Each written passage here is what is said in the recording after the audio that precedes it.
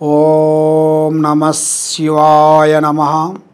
ఓం పరబ్రహ్మ పరమాత్మ నమః. జగత్తుత్తే సతీ పరయా బ్రహ్మ హరి హరాయత్రి గుణాత్మ్యమ సర్వకవతిగామి దర్శ దత్తాత్రేయ నమసంతిని సిద్ధి కురు కురు కురు కురు కురు కురు స్వహ. ప్రజలందరికీ నమస్కారము. ఓం నమః శివాయ. శ్రీ క్రోధినామ సంవత్సరం 2024 డిసెంబర్ మాసం తులరాశి ఫలితాలు. ఈ తులరాశి వాళ్ళకి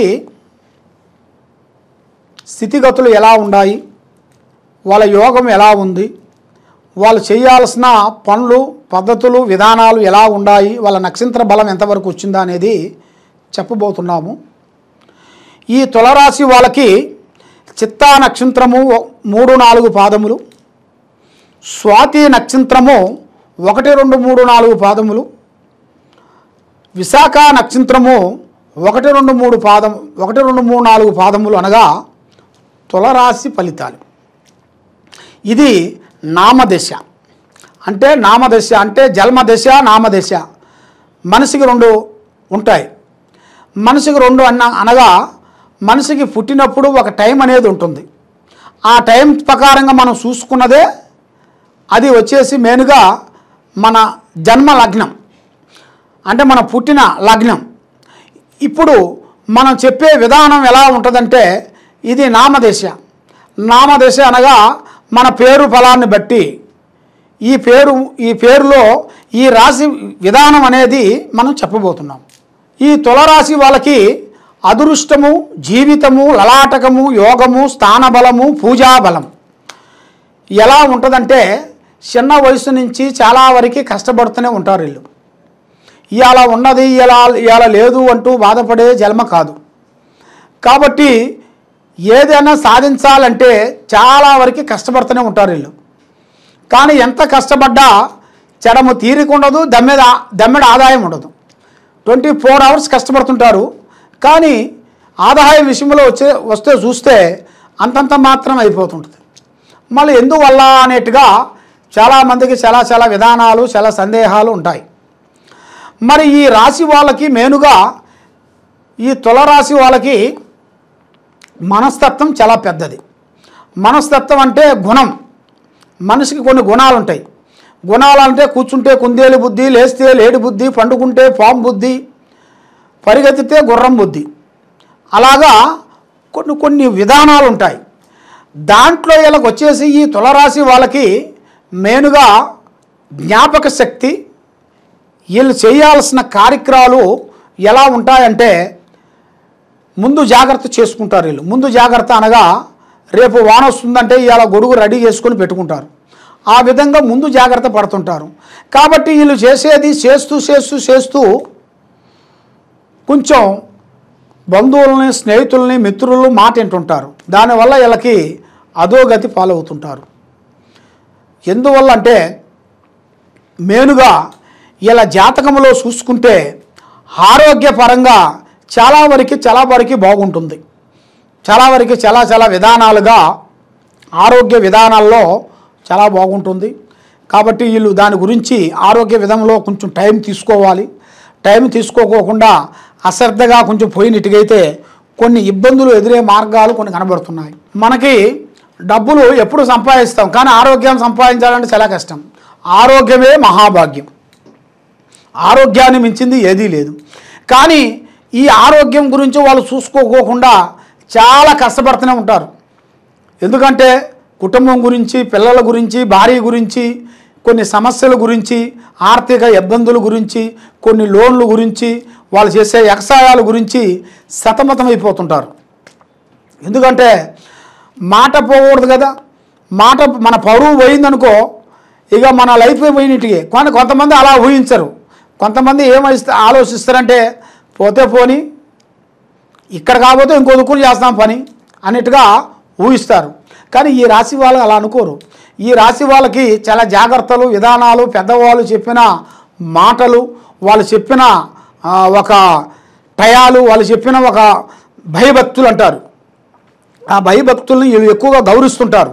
పెద్దవాళ్ళని కానీ చిన్నవాళ్ళని కానీ ఎవరు వచ్చినా కూడా ఎక్కువ గౌరవిస్తుంటారు. మన ఆ గౌరవం అనేది మనం ఇస్తేనే మనకు వస్తుంది. మనం ఏంది మనకు రాదు. అందువల్ల మనం ఇచ్చేటప్పుడే కొన్ని జాగ్రత్తలు కొన్ని మనం పాటిస్తుంటాం. అదేవిధంగా ఈ జాతకంలో ఉండవలసిన వాళ్ళకి మెయిన్గా ఇలా జాతక విధానాల్లో చూసుకుంటే మరి బిగినెస్ పరంగా పెద్ద పెద్ద కార్యక్రమాలు కొన్ని ఎదురయ్యే మార్గాలు కొన్ని ఉన్నాయి. ఈ తులరాశి వాళ్ళకి కొత్త కొత్త పనులు, కొత్త కొత్త బిగినెస్లు, కొత్త కొత్త డెవలప్మెంట్ కావాల్సినవి ఇలా జాతకంలో ఉన్నాయి. మరి ఇలా జాతక విధానంలో చూసుకుంటే వాహనములు అనగా బండ్లు, కొన్ని బైకులు, కొన్ని చేంజెస్ కావటం, కొన్ని కొత్త పెద్ద పెద్దవి తీసుకోవటం, కొన్ని డెవలప్మెంట్ చేయటం, కొన్ని కొనటం, కొన్ని అమ్మటం, కొన్ని ఎక్స్పోర్ట్ చేయటం, అలాంటి ఇలా జాతకంలో చాలా వరకు కనబడుతుంది. మరి వీళ్ళకి వ్యవసాయ విధానాల్లో చూసుకుంటే అంత విధానం అనేది కనబడతలేదు. ఎందువల్ల అంటే వీళ్ళకి వ్యవసాయ పరంగా చూసుకుంటే వీళ్ళ పేరులో కాకోకుండా ఏరే వాళ్ళ పేరులో వీళ్ళు పెడితే అంటే వీళ్ళ చేసే వ్యవసాయంలో కూడా అది వాళ్ళ పేరులో పెట్టినా కూడా వీళ్ళకి కలిసి వస్తుంది. మరి వాళ్ళ పేరులో పెట్టడం అంటే ఎలా అండి అని చాలామంది డౌట్గా అడుగుతుంటారు. ఏరే వాళ్ళని పెట్టడం అంటే ఇప్పుడు మన భూమి ఉందనుకోండి, ఆ భూమిని ఏరే వాళ్ళకి మనం కవులుగా ఇవ్వాలి. అప్పుడు వీళ్ళ జాతకంలో కలిసి వస్తుంది, అభివృద్ధి అనేది అవుతుంది. వీళ్ళ చేసుకుంటే కలిసి రాదు. కాబట్టి ఏరే వాళ్ళు చేస్తే కలిసి వస్తుంది. ఏరే వాళ్ళు చేశారనుకోండి, ఏరే వాళ్ళు భూమి వీళ్ళు చేశారనుకోండి, వీళ్ళకి కలిసి వస్తుంది. ఆ విధంగా ఉంటుంది. మరి వీళ్ళకి రియల్ ఎస్టేట్ విధానాల్లో వ్యాపార పరంగా, బిజినెస్ పరంగా పెద్ద పెద్ద పనులు, డెవలప్మెంట్లు కావలసిన అభివృద్ధి కొన్ని కనబడుతున్నాయి.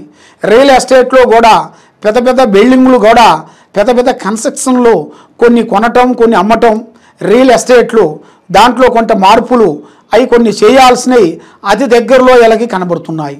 దాంట్లో కూడా ఎలాంటి ఇబ్బందులు అనేది ఏం లేదు. దాంట్లో కూడా అభివృద్ధి అనేది వస్తుంది. మరి ముఖ్యంగా వీళ్ళకి విదేశాల ప్రయాణాలు, దూరదేశ ప్రయాణం ఏది వీళ్ళు చేసే బిజినెస్ పరంగా అయినా కానీ లేకోకుండా వీళ్ళు విదేశాల ప్రయాణం, విదేశాలకి వెళ్ళి అక్కడ వీళ్ళు బిజినెస్ చేయటం కానీ అక్కడ కొన్ని రోజులు సెటిల్మెంట్ అయిపోవటం కానీ ఇలా జాతకంలో మంచి అభివృద్ధి అనేది కావాల్సిన యోగ ప్రాప్తి అనేది కనబడుతుంది. కాబట్టి మరి వీళ్ళకి ముఖ్యంగా ప్రేమ సమస్య అంటే ప్రేమ అనేది మనం ప్రేమిస్తాం. మనం ప్రేమించినప్పుడు మన ఒక స్త్రీని ప్రేమించినప్పుడు, ఒక స్త్రీ మనల్ని ప్రేమించినప్పుడు అది మన మనసులో నుంచి రావాలి. ఆమె మనసులో నుంచి మనకు ప్రేమ పుట్టాలి. మన ప్రేమ అంటే 4 సినిమాలు చూసి వచ్చి 4 పార్కులు తిరిగి వస్తే ప్రేమ కాదు, 4 పార్కులు తిరిగేస్తే కాదు. ఎందువల్ల అంటే ఆ ప్రేమ బంధం అనేది మీ జాతకములో చాలా వరకు చాలా అభివృద్ధిగా అయ్యే మార్గాలు కనబడుతున్నాయి. ప్రేమించే వాళ్ళకి మీకు కొత్త కొత్త విధానాలు ఎదురయ్యే మార్గాలు ఉన్నాయి. ప్రేమించిన వాళ్ళు ఇంతకుముందు ప్రేమించి కొంచెం విడిపోయిన వాళ్ళు కూడా ఇప్పుడు కలుసుకునే యోగం అనేది మీకు అతి దగ్గరలో కనబడుతుంది. కొత్త యోగం అంటే మీకు ఎన్నో రోజుల నుంచి మీరు అనుకుంటుంటారు కదా, కొన్ని అనుకున్న మీరు ప్రేమించిన వాళ్ళు మీకు దగ్గరే దూరం అయిపోతుంటారు కదా, వాళ్ళు మీకు దగ్గరే యోగం అనేది అతి యోగంలో మీకు దగ్గరే మార్గాలు కనబడుతున్నాయి. కాబట్టి మీరు ముఖ్యంగా ఎన్నో దుక్కుల వెళ్ళి మీరు ఎక్కడెక్కడో ఎన్నో పూజలు చేయించుకొని ఎక్కడెక్కడో ఏమో చేస్తుంటారు. కానీ ఒక్కొక్క టైంలో భగవంతుడి మీద మీకు ఇంట్రెస్ట్ అనేది పోతుంటుంది. ఏమిటి భగవంతుడు, నేను ఇంత కష్టపడుతున్నాను, ఇంతవరకు నాకు ఏమీ లేదు, మరి ఎన్ని దేవుళ్ళు ఉన్నారు, మరి ఇన్ని దేవుళ్ళు, మరి ఏ దేవుడో ఒక దేవుడు మాకు హెల్ప్ చేయొచ్చు కదా అనేది కొంతమంది కొంత విధానాలుగా కొంత మైండ్ ఏమనిపిస్తుంటుంది అంటే వాళ్ళ మైండ్ అసలు దేవుళ్ళే లేరు అని అనుకుంటున్నారు అని మనసులో వచ్చేస్తుంటుంది వాళ్ళకి ఆటోమేటిక్గా. ఎందుకంటే ఈ ఆర్థిక బాధలు సమస్యల వల్ల కుటుంబంలో కొన్ని సమస్యలు ఇబ్బందులతో సతమతం అయిపోతుంటారు. కొంత అప్పు తెచ్చుకొని ఆ అప్పు కట్టలేక ఇబ్బంది పడుతూ తర్వాత ఈఎంఐ కార్డులని తర్వాత బ్యాంకీ నుంచి మనకి క్రెడిట్ కార్డుల ద్వారాగా కానీ కొంత లోన్ తీసుకొని అవి కట్టలేక మానసికంగా ఇబ్బందులు పడుతూ దాంట్లో వాళ్ళకి తెలియకోకుండా అప్పు చేసేస్తుంటారు. వాళ్ళకి తెలియదు, ఈ టయానికి కట్టాలని తెలుసు, కానీ ఆ టయానికి కట్టినప్పుడు అది ఏమవుతుందంటే పెరిగిపోతుంటుంది. అట్లా కొండ మాదిరిగా వడ్డీకి వడ్డీ, చక్కెర వడ్డీ, భూచక్కెర వడ్డీ ఆ విధంగా పెరిగిపోతూ ఉంటుంది. ఆ పెరిగిపోయినప్పుడు ఇక్కడి నుంచి అక్కడ తెస్తుంటాడు, అక్కడి నుంచి ఇక్కడ పెడుతుంటాడు, ఇక్కడి నుంచి అక్కడ పెడుతుంటాడు. అప్పుడు 4 పక్కలు తిరిగి నక్కముఖం అయిపోయి చల్లబడి సత్తకరిచ్చి కూర్చుంటాడు. అప్పుడు ఏమవుతుందంటే, అరే భగవంతుడా ఏమిటిది అన్నట్టుగా వాళ్ళ మైండు అప్సెట్ అయిపోతుంటుంది. దానివల్ల ఎంతోమంది ఆత్మహత్య చేసుకున్న వాళ్ళు ఉన్నారు, ఎంతోమంది ఎన్నో బాధలు పడే వాళ్ళు ఉన్నారు. ఎందువల్ల అంటే మన జీవితం ఒకటే, ఈ మానవ జీవితం మనకిచ్చిన భగవంతుడు ఇచ్చిన ఈ మానవ జన్మ, ఈ కలియుగం అనేది మనకిచ్చిన మానవ జన్మ ఒకటే. అంతేగాని మళ్ళీ ఇంకో జన్మ అనేది ఉండదు మనకి. ఇదే మనకి లాస్ట్ జన్మ. ఈ జన్మలోనే మనం జాగ్రత్త చేసుకోవాలి. మన లైఫ్ గురించి మనం జాగ్రత్త తీసుకోకుండా అశ్రద్ధగా పాటించి చదివేసేసాములే, సంపాదించేసాములే అనుకుంటే మనకి ఇంకా మనకు తెలియని విషయాలు ఎన్నో ఉంటాయి. మనకు తెలిసిన విషయాలు కాకోకుండా మనకు తెలియని విషయాలు ఎన్నో ఉంటాయి. దానివల్ల మనకి అధోగతి పాలయ్యే మార్గాలు కూడా కొన్ని ఉంటాయి. కాబట్టి వీళ్ళు చేస్తూ తిరుగుతూ స్నేహం చేస్తూ బంధుమిత్రులలో టక్కన పడిపోతుంటారు. వీళ్ళు బంధుమిత్రులతో స్నేహితులతో మనవాడే అనుకొని ఉన్న విషయాన్ని ఉన్న ప్లానింగ్ని మనవాడే అనుకొని టక్కని చెప్పేస్తారు. వీళ్ళు చెప్పిన ఒక్క మాటని వాళ్ళు ఏం చేస్తారంటే, వాళ్ళు మనల్ని తక్కువ అంచనా వేసేసి ఆ మాటని వాళ్ళు తీసుకొని, ఇప్పుడు మనం ఒక ఆఫీస్ అయినా కానీ, ఒక ఇల్లు అయినా కానీ, ఒక బంధుమిత్రులైనా కానీ, అక్కడ ఏమవుతుందంటే మనం ఒక మాట మనవాడే అనుకోని మనం చెప్పామనుకోండి, ఆ మాటని మన ఇంట్లో వాళ్ళకైతేనూ వేరే బంధుమిత్రులకు చెప్తుంటారు. అదే మనం ఒక ఆఫీసులో ఒక మాట చెప్పామనుకోండి, ఆ మాట ఎత్తపోయి మన బాస్కి వెళ్ళిపోతుంటుంది. మన బాస్కి వెళ్ళిపోయినప్పుడు ఆ బాస్ నుంచి మనకు లేనిపోయిన చికాకులు, మనకు ఉద్యోగం పోవటం, చికాకులు పడటం, స్త్రీ వల్ల కానీ పురుషుల వల్ల కానీ చాలా విధానాలు కనబడే యోగం కనబడుతుంది. మరి బంధుమిత్రులతో స్నేహితుల వలన ఎవరిని మీరు ఎక్కువగా నమ్మొద్దండి. నమ్మారో మీ పని అధోగతి. కాబట్టి మీరు అతి జాగ్రత్త మీరు తీసుకునేట్టుగైతే మీ జాతకము అతి బాగుంటుంది, మనశ్శాంతి కలుగుతుంది. మీరు చేయాల్సిన పూజా విధానం ఎలా ఉంటుందంటే, శ్రీ వెంకటేశ్వర స్వామి ఆయన మనకి కలియుగ దేవుడు. కాబట్టి మనం పూజించాల్సింది ముఖ్యంగా ఆ కలియుగ దేవుణ్ణి మనం పూజించాలి. ఎందువల్ల అంటే మనకి ఎన్నో దేవుళ్ళు ఉంటాయి, మన కులదేవుళ్ళు ఎన్నో ఉంటాయి. మన కులదేవుళ్ళని మనం పూజించాలి. మన కులదేవుని పూజిస్తూ మనం ముఖ్యంగా చేయాల్సిన శ్రీ వెంకటేశ్వర స్వామిని మనం పూజించి ఆయన భజన చేసినట్టుగైతే, ఆయన ఆరాధన మనం చేస్తే తప్పకుండా మన మీద ఉండాల్సిన అష్ట కష్ట దరిద్ర దోష నివారణ పటాపంచలైపోతాయి. మనశ్శాంతి అనేది ఉంటుంది, లక్ష్మి నిలబడుతుంది, ఆరోగ్యాలు బాగుంటాయి, మనసు నెమ్మదిగా ఉంటుంది. ఏ కార్యక్రమం చేయాలనుకున్నా కూడా మీకు ఆ భగవంతుడు సమీపంలో మీకు తప్పకుండా ఉంది.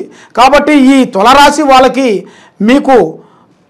మీరు ఊహించని లక్కు కొన్ని రాబోతున్నాయి.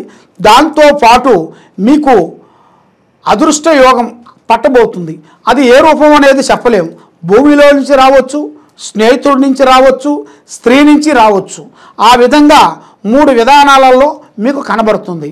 కాబట్టి మీరు ఏ కార్యక్రమం చేయాలనుకున్నా కొంత జాగ్రత్త మీరు తీసుకునేట్టుగా అయితే మీ జాతకము మంచిగా అవుతుంది, మీ జీవితము సుఖమయం అవుతుంది, మీ జీవితానికి ఎలాంటి ఇబ్బందులు ఉండవు. ఆ భగవంతుడి దయ వల్ల మీరు ఆ విధంగా చేసుకుంటే తప్పకుండా జయప్రదంగా అవుతుంది. ఈ కింద ఉండాల్సిన నెంబర్కి మీరు సంప్రదించినట్టుగైతే మీ ఒంట్లో ఏమున్నా, మీ ఇంటి మీద ఏమన్నా ఉన్నా, మీరు చేసే ఉద్యోగంలో కానీ, మీరు చేసే బిజినెస్లో కానీ ఎలాంటి లోపాలు ఉన్నా కూడా మేము చూసి చెప్పగలుగుతాము. మీ డౌట్ ఏదన్నా ఉంటే మాకు కింద ఉండాల్సిన నెంబర్కి సంప్రదించండి. సర్వో జనా సుఖినో భవంతు. ఓం నమః శివాయ నమః.